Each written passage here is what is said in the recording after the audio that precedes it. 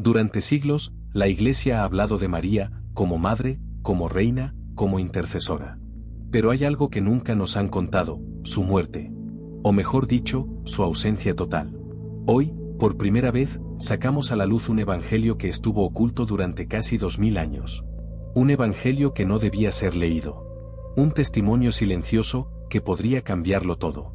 Quédate hasta el final, porque lo que vamos a mostrarte, jamás se ha dicho desde un altar. Nadie lo esperaba. Cuando en 1954 el padre franciscano Luigi Barluzzi fue invitado por el Vaticano a supervisar unas restauraciones menores en la Basílica de la Dormición, en Jerusalén, jamás imaginó lo que encontraría bajo una losa desplazada por siglos de humedad y olvido. Era una pequeña caja de madera de cedro, con inscripciones griegas apenas visibles, enterrada bajo capas de piedra y ceniza, sellada con un antiguo símbolo cristiano, una estrella de 8 puntas, símbolo mariano anterior incluso a los concilios. Barluzzi, obediente y piadoso, no se atrevió a abrirla sin permiso. Envió informes discretos al Vaticano, pero lo que ocurrió después es lo que nunca se incluyó en los registros oficiales. La caja desapareció misteriosamente al día siguiente. En su lugar, apareció una carta sin firmar en su celda, escrita en latín, que simplemente decía: algunas verdades están reservadas para el silencio eterno. Durante décadas, este hecho fue sepultado por el polvo del archivo. Pero algo más inquietante emergió en 1981, cuando el joven sacerdote e historiador polaco Karol Stulk encontró, en una librería antigua de Cracovia, un códice sin título, cubierto por una funda de lino. En su interior, páginas escritas en copto, griego koiné y latín eclesiástico. Lo sorprendente no era solo su contenido, una narración detallada de los últimos días de la Virgen María, sino la firma en la última hoja: Jacobus Minor Frater Domini. Santiago el Menor. El propio hermano del Señor. ¿Por qué este evangelio no figura en ningún canon? ¿Por qué no se habla de una muerte de María en los textos oficiales? ¿Y por qué, según este evangelio, María no murió simplemente, sino que desapareció? Pero vayamos paso a paso. En la tradición cristiana, la muerte de María, conocida como la dormición o asunción, ha sido objeto de veneración, arte y dogma. Pero si uno examina con cuidado los primeros siglos del cristianismo, sorprende el silencio. Ni Pablo, ni los evangelistas canónicos, ni siquiera los Hechos de los Apóstoles hacen referencia directa a la muerte de María. Es como si, en los textos más antiguos, su destino final hubiera sido cuidadosamente omitido. ¿Por qué? Algunos teólogos alegan que su muerte no era relevante para la proclamación del Evangelio. Pero eso no es coherente con la figura que representaba. María era más que la madre del Salvador, era testigo de la cruz, del nacimiento de la Iglesia, de Pentecostés. Si murió, ¿por qué nadie lo escribió? ¿O acaso, si lo escribieron, pero fue eliminado? El Evangelio descubierto por Stulk, conocido ahora entre los estudiosos como Evangelium Mariae Secretum, ofrece una respuesta incómoda. A lo largo de 72 páginas, el manuscrito describe con una narrativa precisa, a veces casi íntima, los últimos días de María en Efeso. El texto comienza con una frase desconcertante. Y en el año 40 después de la resurrección, cuando las estrellas ya no marcaban su curso y el vino se tornó agua, supimos que ella debía partir. Según el códice, María fue advertida por un ángel de que su hora se acercaba. Pero no fue una muerte común. Fue una transfiguración inversa. El texto describe cómo su cuerpo comenzó a alejarse de la materia, a desvanecerse en presencia de los apóstoles. Fue entonces cuando Tomás, sí, el mismo que dudó, fue el único que no presenció el momento. Él llegaría 3 días después. Lo escalofriante es que el texto narra cómo los apóstoles, por orden del ángel, ocultaron lo ocurrido, sellaron el lugar y escribieron una versión adaptada. Pero lo más perturbador viene en la sección final. Porque si el mundo supiera cómo la madre fue llevada, se rebelarían contra la carne y negarían la cruz. Y no todos están preparados para tal verdad. ¿Qué verdad era esa? ¿Qué podría hacer temblar la estructura misma de la fe? Uno de los detalles que más llama la atención es que existen 2 lugares donde se venera la dormición de María, uno en Jerusalén y otro en Efeso, Turquía. Ambos con tradiciones sólidas. Ambos reclamando haber sido el lugar del tránsito de María. ¿Pero puede una persona morir en 2 lugares? La confusión no es casual. En los escritos de Stulk, él señala que tras comparar el texto copto con fragmentos conservados en una biblioteca ortodoxa del monte Athos, detectó una cronología que sugería que el cuerpo de María nunca fue enterrado. Fue ocultado. Mejor dicho, transformado. Y es aquí donde la intriga se vuelve aún más profunda. Porque en el concilio de Efeso del año 431, el cual proclamó a María como Theotokos, Madre de Dios, no se habló de su muerte. Pero en los documentos internos, no públicos, que Stulp también logró consultar antes de su misteriosa desaparición en 1987, se menciona la palabra apócrifon. Apócrifo. Algo oculto. Algo que no debía salir a la luz. Los dogmas marianos han sido proclamados por la Iglesia con profunda reverencia. Pero incluso el dogma de la Asunción, definido en 1950 por el Papa Pío XII, reconoce un vacío. La Virgen María, al terminar el curso de su vida terrena, fue asunta en cuerpo y alma a la gloria celestial. Pero no se dice si murió. Esa ambigüedad, tan precisa y cuidada, deja espacio para múltiples interpretaciones. ¿Por qué no definirlo claramente? ¿Por qué dejarlo abierto? Stulp decía que era porque el conocimiento completo destruiría la idea de la muerte misma como castigo. Según su interpretación del Evangelio secreto de María, María no murió porque en ella la carne ya no estaba sujeta a la corrupción. Y eso significaba que había una excepción en la ley universal del pecado original. Una excepción demasiado poderosa para ser revelada. En el año 2002, una restauradora francesa llamada Claire Delvaux, experta en textos orientales, fue enviada discretamente a un monasterio ortodoxo cercano a Efeso. Nadie fuera de ese reducido grupo sabía que entre los documentos almacenados en una cripta subterránea, protegida por siglos de silencio, se encontraba una copia incompleta de un texto herético. O al menos así lo etiquetaba un fragmento de papel colocado sobre la cubierta, Evangelion Mariast non confirmatum damnatum per synodum antiquam. Lo que hizo que Claire interrumpiera el protocolo fue lo que encontró en la contraportada del códice, una pequeña cruz invertida tallada a mano y una frase escrita en tinta que parecía aún fresca: quien revele esto, se revelará a sí mismo. La restauradora no podía entender aún la dimensión de lo que tenía entre manos. El texto no solo hablaba de María. Hablaba de lo que María supo antes de morir. O mejor dicho, antes de desaparecer. Las páginas estaban marcadas por el paso del tiempo, algunas parcialmente ilegibles, pero el pasaje central era claro. En él se relata un diálogo final entre la Virgen y Juan el Evangelista, cuando éste, sabiendo que ella sentía su final cercano, le pregunta: ¿temes tú, señora, el velo que cubre la muerte? Y María responde: no hay velo si se ha conocido el nombre. Y el nombre no se pronuncia con lengua mortal. Este fragmento desconcertó a los teólogos que años más tarde analizaron el manuscrito bajo estricta confidencialidad en Roma. Porque implicaba que María había recibido, según esta fuente, una revelación directa del nombre oculto de Dios, un conocimiento reservado solo a los patriarcas más antiguos según ciertas tradiciones hebreas. Un conocimiento que, de ser cierto, la habría colocado en una categoría espiritual completamente distinta a la de cualquier otra figura cristiana, incluso los apóstoles. En otro pasaje, aún más perturbador, se describe como María, durante una noche sin luna, es visitada por una figura de fuego, sin alas, con voz sin forma. El texto lo describe así: y la figura la llevó hasta la piedra de los 7 vientos, y allí le mostró lo que vendría después del fin. Esa visión, según el códice, fue tan profunda que María pidió no regresar a la carne. Suplicó ser llevada más allá del final del tiempo, lo que, según el texto, fue concedido. ¿Y si María no ascendió al cielo como se cree, sino que traspasó el tiempo mismo? ¿Y si el misterio de su desaparición no es una glorificación, sino una transformación de naturaleza teológica que nunca se quiso explicar públicamente? Cuando el fragmento llegó a manos del padre Guglielmo Renzi, miembro de la Congregación para la Doctrina de la Fe, en 2004, se convocó una reunión privada en Castel Gandolfo. Testigos anónimos afirman que durante esa reunión se leyó en voz alta la sección completa del códice. Al final de la lectura, un cardenal, cuya identidad nunca fue revelada, simplemente dijo: si esto se publica, se redefine la humanidad. La decisión fue tajante: el códice debía ser sellado ad aeternum y su existencia jamás reconocida oficialmente. Pero no todos en aquella sala estuvieron de acuerdo. Renzi, años después, filtraría fragmentos del texto a un círculo muy reducido de académicos, entre ellos el padre jesuita Gabriel Osten, que en una conferencia privada en Lovaina susurró estas palabras, antes de guardar sus notas: María no fue solo la primera discípula. fue la última revelación. Esta frase encierra una idea peligrosa para muchos dentro del pensamiento teológico tradicional, que María, en su muerte, o su paso más allá del velo de lo conocido, recibió una verdad que superaba incluso la misión apostólica.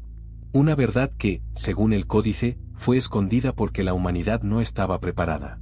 En Éfeso, aún hoy, puede visitarse lo que se conoce como la casa de la Virgen María. Es un lugar de peregrinación, silencioso, humilde, rodeado de árboles. Pero hay algo peculiar en su estructura. Los arqueólogos que han estudiado la base del edificio afirman que, aunque la parte superior es bizantina, los cimientos tienen signos de haber pertenecido a una estructura precristiana, posiblemente de tradición esenia o incluso órfica. Entre las piedras, grabado con símbolos que apenas pueden verse a simple vista, hay un círculo incompleto con 3 letras griegas, omio, ei, o en. El sonido transliterado puede leerse también como oen, la esencia. Una palabra que algunos manuscritos gnósticos usaban para referirse al Dios sin forma. ¿Por qué está eso en el lugar donde se cree que murió María? ¿Y por qué hay registros que indican que en el siglo IV, tras el concilio de Nicea, una delegación imperial fue enviada a este lugar con órdenes de borrar toda inscripción extraña y reemplazarla con cruz latina? ¿Fue un acto de purificación? ¿O un intento por ocultar que allí se creía en un Dios anterior al dogma trinitario? Según el Evangelio secreto de María, ella no murió como lo entendemos. El códice repite varias veces una palabra inusual, eklaipain, que no significa morir, sino desvanecerse, desaparecer, eclipsarse. De hecho, uno de los títulos que aparece en el margen de una página es La desaparición de María.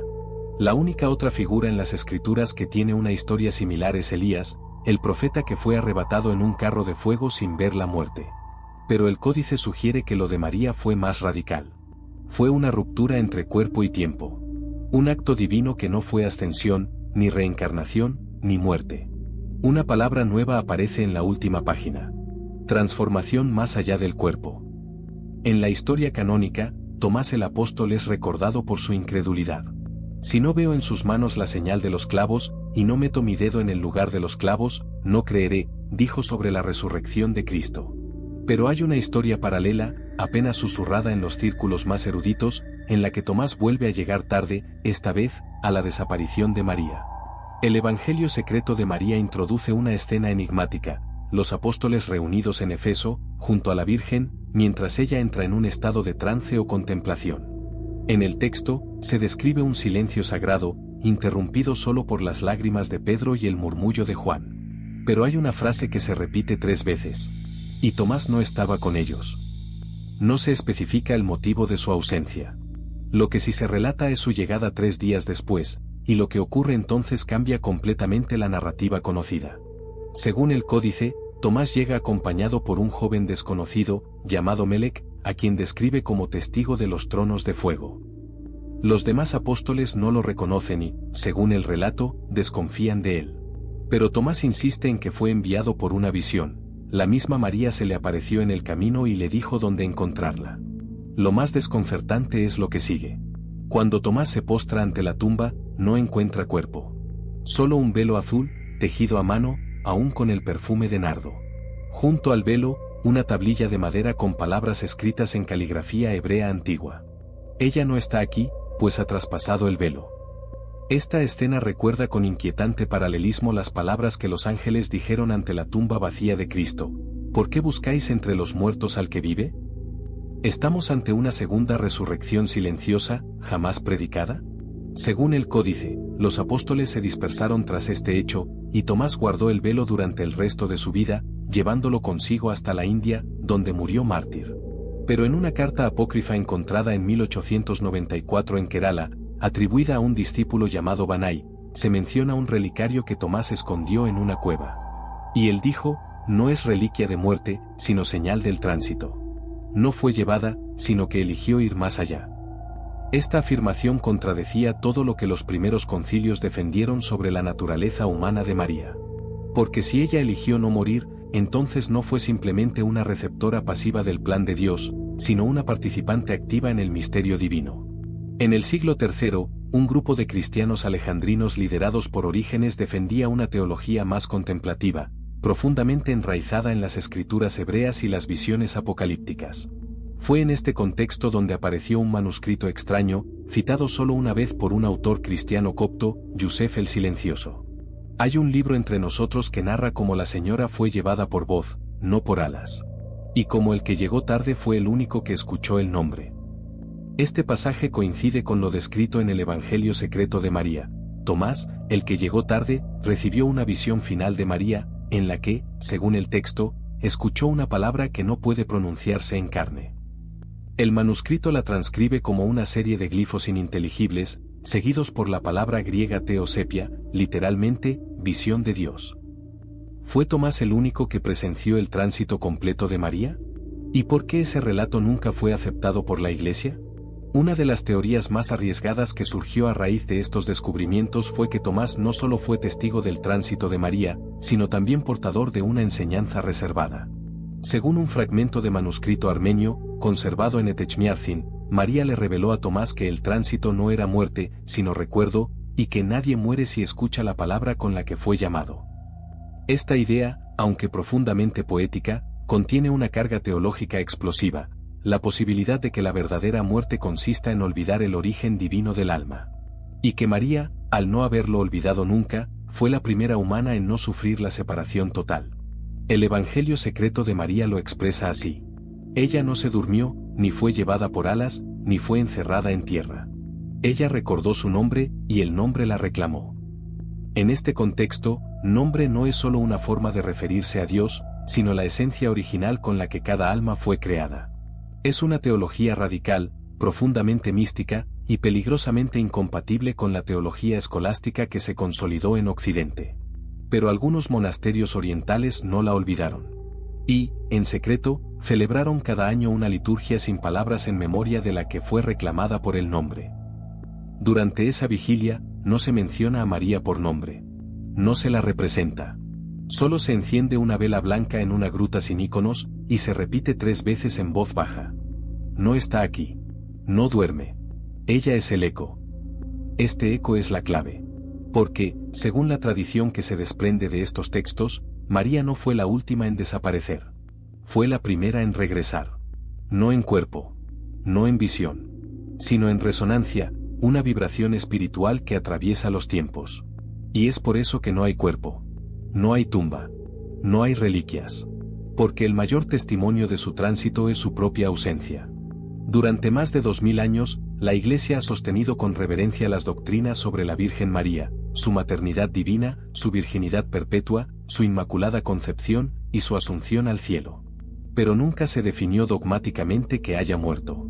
Nunca se proclamó que tuviera una tumba. Y tal vez, como sugieren los textos que hemos explorado, eso no fue un olvido, sino una elección. Una elección para proteger un misterio que todavía no podemos soportar. En la pequeña comunidad monástica de Deir Mar Musa, en el desierto sirio, un manuscrito conocido como el Oficio del Tránsito ha sido custodiado desde hace siglos. Está escrito en arameo litúrgico y solo se lee en la madrugada del 15 de agosto, la fecha tradicional de la Asunción. El texto contiene una serie de oraciones en las que no se le pide a María su intercesión. En cambio, se la recuerda como la que volvió al nombre sin ser detenida por la carne. Uno de los cánticos dice: ella entró donde la carne no pesa, donde la palabra no muere, donde el nombre no se pronuncia. Allí reposa, no dormida, sino oculta. Ese adjetivo, oculta, aparece una y otra vez. María no fue glorificada en público como Cristo, no fue exhibida ante las multitudes ni registrada por los evangelistas. Fue escondida. Fue velada. Fue protegida del mundo.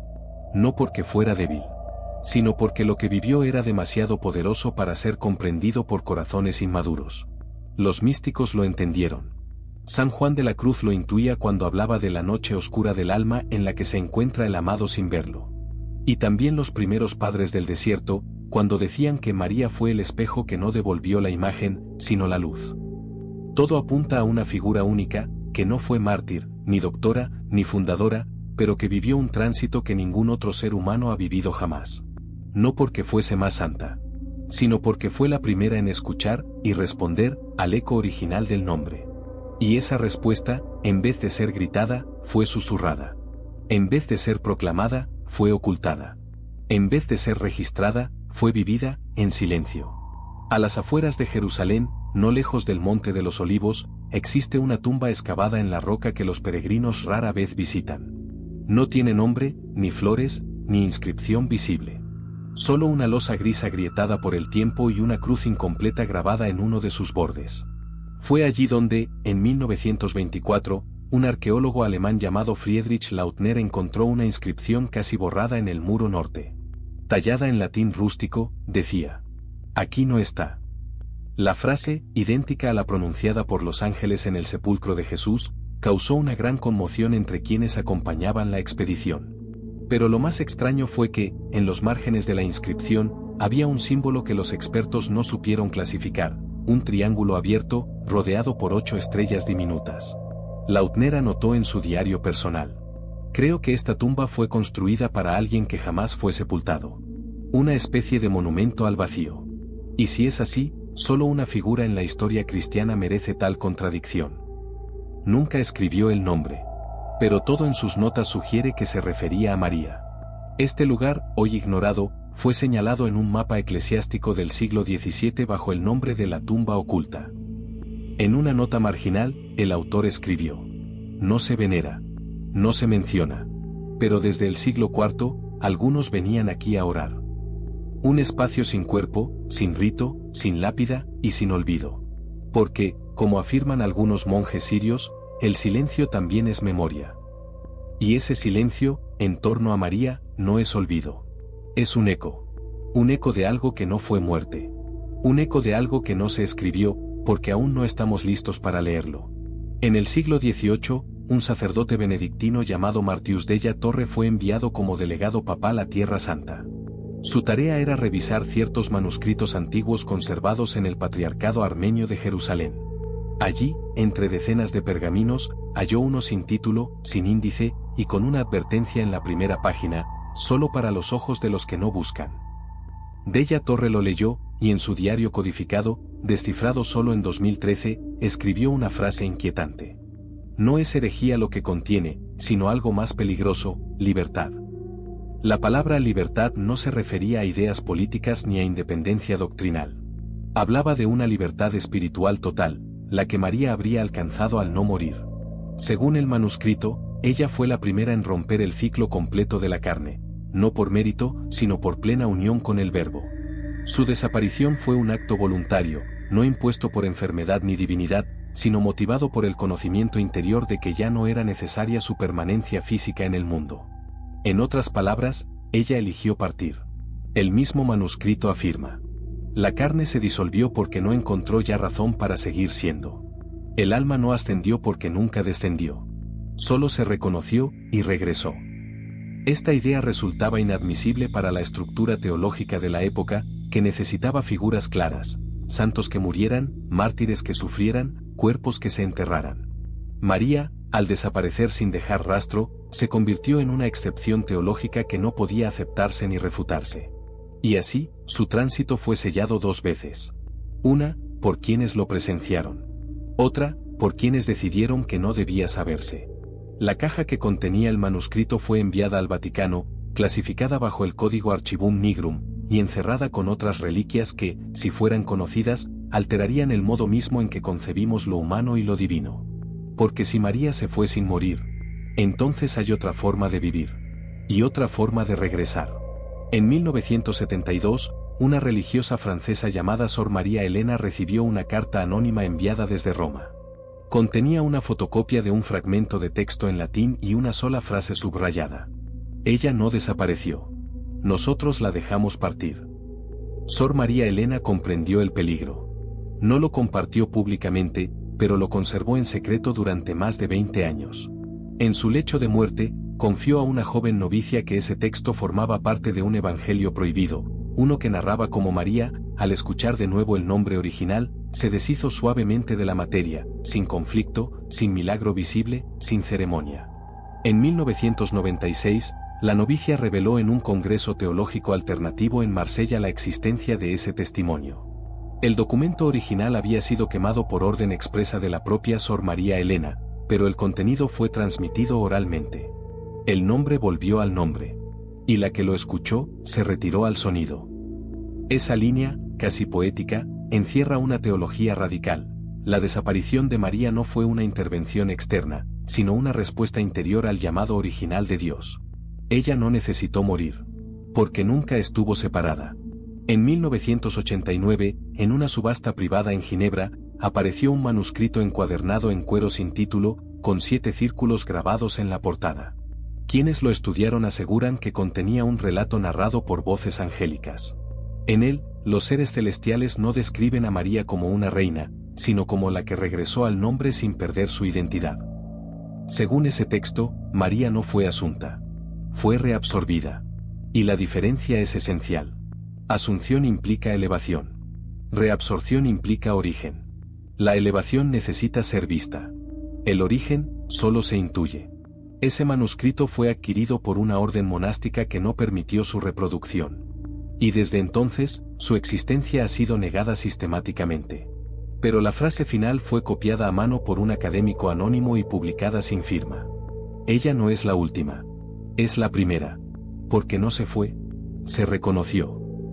Durante siglos, la Iglesia ha hablado de María como madre, intercesora, reina, templo, trono y estrella.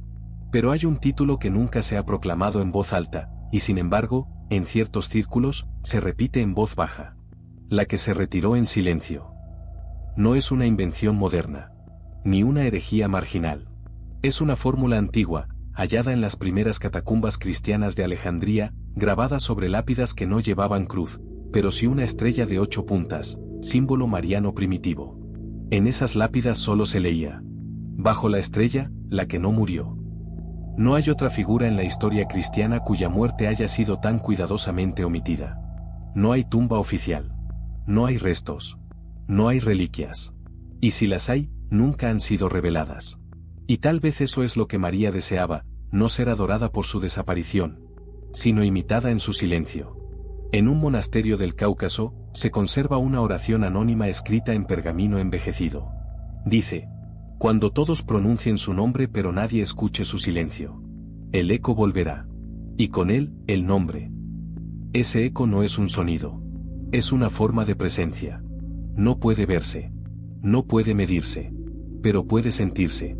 Y según el Evangelio secreto de María, ese eco es lo que dejó María cuando partió. No su cuerpo. No sus palabras. No una tumba. Solo una huella en el alma del mundo.